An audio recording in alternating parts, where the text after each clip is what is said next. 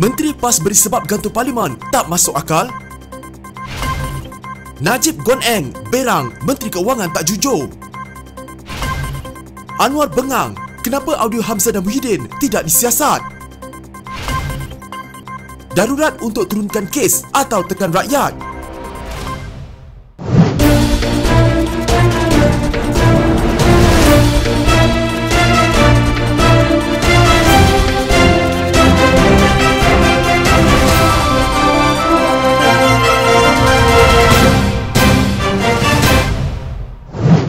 Bagi timbalan yang dipertua Dewan Rakyat Azalina Osman Said, penjelasan Menteri di Jabatan Perdana Menteri, Parlimen dan Undang-Undang Taqiyuddin Hassan tentang sebab kerajaan tetap menggantung Parlimen hanya membangkitkan lebih banyak persoalan dalam bantahannya terhadap apa yang dinyatakan Taqiyuddin. Azalina yang juga ahli Parlimen pengerang daripada UMNO meminta Taqiyuddin memberi penjelasan lanjut. Antara justifikasi Taqiyuddin yang juga ahli Parlimen Kota Baru adalah ketika Parlimen digantung, semua pihak termasuk pembangkang masih boleh memberi pandangan kepada kerajaan melalui saluran seperti jawatan kuasa bebas. Azalina menyatakan Parlimen dan jawatan kuasa tersebut mempunyai peranan yang jauh berbeza. Parlimen adalah badan perundangan tertinggi bagi kerajaan persekutuan meluluskan dan meminda undang-undang persekutuan, memeriksa dan menyoal dasar kerajaan melalui pertanyaan bagi jawab lisan, sesi kamar khas dan waktu pertanyaan menteri serta meluluskan belanjawan dan cadangan cukai baru. Sebaliknya, jawatan kuasa khas bebas hanya bertanggungjawab menasihati Yang di-Pertuan Agong sama ada darurat perlu diteruskan atau tidak, katanya dalam kenyataan. Katanya lagi, ahli Parlimen dan wakil rakyat tiada akses kepada prosiding mesyuarat jawatan kuasa khas bebas dan jawatan kuasa itu juga tidak menjalankan siasatan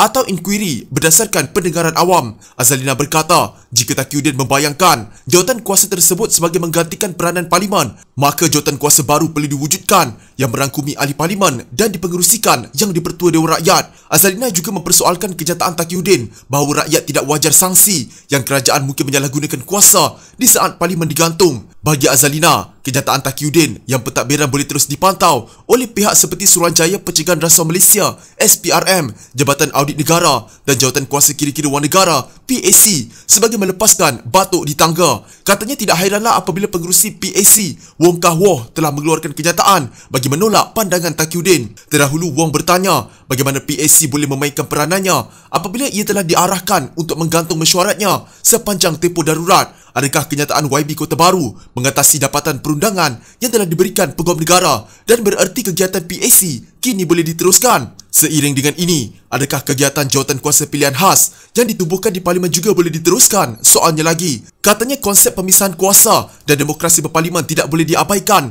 dan penggantungan Parlimen telah menjejaskan konsep itu. Tidakkah YB Kota Baru berpendapat ada kebenaran dalam kata-kata "The Constitution is not a document for the government to restrain the people, it is an instrument for the people to restrain the government"? Perlembagaan bukan dokumen untuk kerajaan mengawal rakyat, ia adalah satu alat untuk rakyat mengawal kerajaan. Pada Februari lalu, Yang di-Pertuan Agong bertitah Parlimen boleh bersidang ketika darurat jika Perdana Menteri menasihatinya untuk berbuat demikian. Tetapi setakat ini, ia belum berlaku. Darurat diisytiharkan pada 11 Januari lalu dan dijadualkan tamat pada Ogos ini.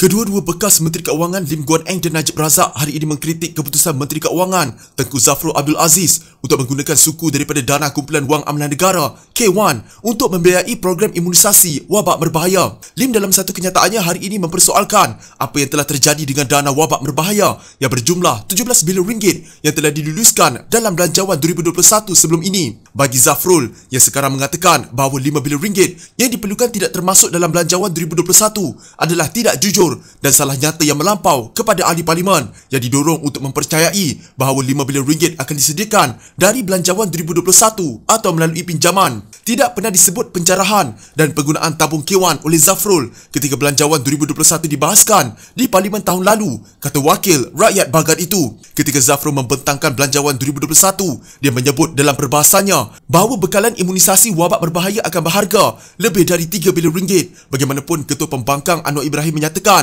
angka 3 bilion ringgit itu tidak terdapat dalam dokumen anggaran perbelanjaan persekutuan 2021. Semalam Zafrul berkata kerajaan akan menggunakan 5 bilion ringgit daripada dana K1 untuk membiayai program imunisasi wabak berbahaya, iaitu 25.6% daripada dana K1 yang berjumlah 19.5 bilion ringgit setakat 31 Disember 2020. Zafrul turut memberi jaminan bahawa wang itu hanya akan digunakan bagi program berkenaan dan bukan tujuan lain, memandangkan negara sedang mengalami krisis yang memerlukan sokongan dan dari dana K1. Jelas Zafrul lagi, hal ini kerana kerajaan tidak dapat menanggung lebih banyak hutang kerana sudah memiliki hutang dan liability sebanyak 1 triliun ringgit termasuk pinjaman tanpa sumber pembayaran seperti 1MDB. Sebagai contoh, obligasi hutang kerajaan untuk 1MDB sebanyak 40 bilion ringgit cukup untuk membayar 8 program imunisasi. Katanya semalam, tabung K1 telah ditubuhkan pada tahun 1988 untuk mengumpulkan simpanan kerajaan dan menyediakan pembiayaan alternatif bagi perbelanjaan pembangunan. Sementara itu, Najib mendakwa Putrajaya telah pecah bajetnya untuk tahun 2021 walaupun baru memasuki bulan April. Menurut Najib, Kerajaan Perikatan Nasional tidak akan mengaku mereka bimbang hutang negara benar-benar akan cecah angka 1 triliun ringgit kerana ia bahaya dari segi politik. Malah katanya Kerajaan Perikatan Nasional juga tidak akan mengaku bahawa ia telah melanggar had hutang pada akhir tahun 2020 lepas. Menurut Najib, Putrajaya terpaksa meminjam 85 bilion ringgit tahun ini sahaja dan khawatir akan implikasi politik sekiranya hutang berkanun negara itu mencecah 1 triliun ringgit. Dia juga mendakwa bahawa kerajaan telah memberikan jauh lebih banyak projek-projek melalui rundingan terus pada tahun ini serta menaikkan had untuk projek rundingan terus semasa darurat dengan alasan perbelanjaan kerajaan perlu dipercepatkan untuk suntikan wang ke dalam ekonomi. Projek apa? Berapa jumlahnya? Siapa yang diberi? Tidak diketahui sebab parlimen tidak dibenarkan berlangsung dan kerajaan telah guna kuasa darurat untuk mengeluarkan ordinan darurat yang gantung Akta Keuangan Negara yang mengawal dan memantau perbelanjaan kerajaan. Sebab itu, Kerajaan Perikatan Nasional telah pinjam sebanyak 85 bilion ringgit dalam tempoh masa 4 bulan pertama tahun 2021, katanya.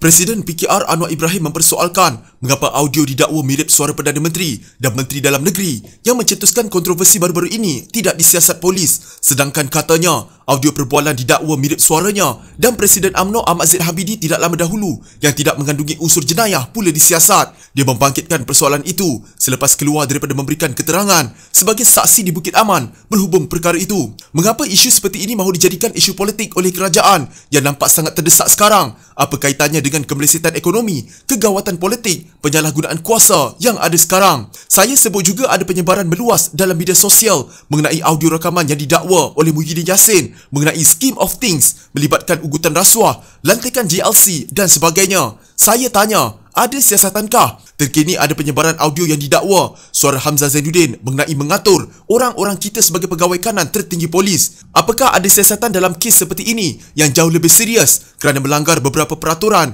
dan jaminan beliau untuk tak campur tangan dalam urusan ini? Katanya kepada pemberita di depan bangunan Bukit Aman. Anwar ditemani peguamnya Sangkara Nair dan Ramkapa Singh memberikan keterangan di bawah Seksyen 505(B) Kanun Keseksaan. Dia keluar pukul 11.25 pagi setelah hampir sejam setengah memberikan keterangan. Dia ambil keterangan sebagai saksi. Itu penting untuk ditekankan, kata Ramkapal. Audio yang tular awal bulan ini memaparkan perbualan dua pihak yang didakwa Anwar dan Ahmad Zahid, antara lain berkenaan Perhimpunan Agung UMNO dan ucapan Ahli Parlimen Bagan Datuk semasa perhimpunan berkenaan. Baik Anwar maupun Ahmad Zahid, kedua-dua mereka menafikan ketulinan video berkenaan. Untuk rekod, tahun lalu SPRM dilaporkan sudah menghantar laporan dan sedang menunggu arahan daripada Jabatan Peguam Negara berkenaan audio mirip Muhyiddin. Audio itu dikatakan memaparkan suara mirip suara Muhyiddin yang mengatakan Ahli Parlimen UMNO boleh dipikat untuk menyertai bersatu jika ditawarkan jawatan menteri atau jawatan dalam syarikat berkaitan kerajaan GLC. Audio didakwa mirip Hamzah pula dikatakan tersebar sejak malam kemarin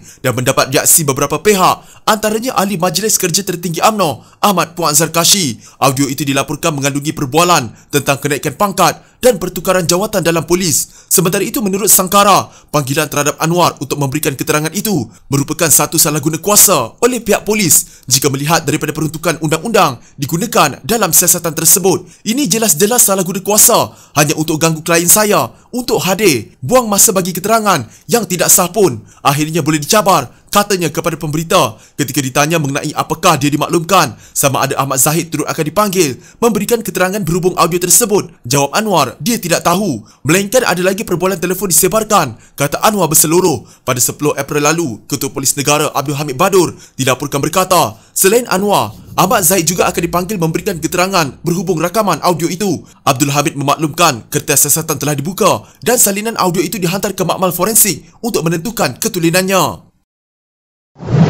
Pengisytiharan darurat di negara ini sepatutnya untuk menurunkan kes jangkitan wabak berbahaya, bukannya menekan rakyat dengan jumlah kompaun yang tidak masuk akal. Esko Pergerakan Pemuda UMNO Datuk Dr. Najmin Faiz Muhammad Aris yang bersimpati dengan peniaga colek di kompaun RM50,000 kerana beroperasi lebih masa mempersoalkan di manakah nilai peri kemanusiaan jika peniaga kecil pun dikenakan kompaun. Menurutnya sebelum ini rakyat ditekan dengan kompaun RM10,000 kini ditambah menjadi RM50,000. Tegasnya jika perkara ini berterusan lagi, tindakan Kerajaan Perikatan Nasional meminda Akta 324 yang dikatakan untuk mengurangkan penularan wabak berbahaya terbukti gagal. Tiada beza Kerajaan Perikatan Nasional dengan Pakatan Harapan jika terus menekan rakyat. Lebih teruk, Menteri UMNO akan mendapat nama yang buruk kerana kegagalan kerajaan yang dipimpin oleh Bersatu ini. Lepas ini mungkin kita dengar Makcik Kiah yang menjual goreng pisang pula di kompaun RM50,000, ujarnya yang juga pengerusi Dewan Peniaga Kecil luar bandar.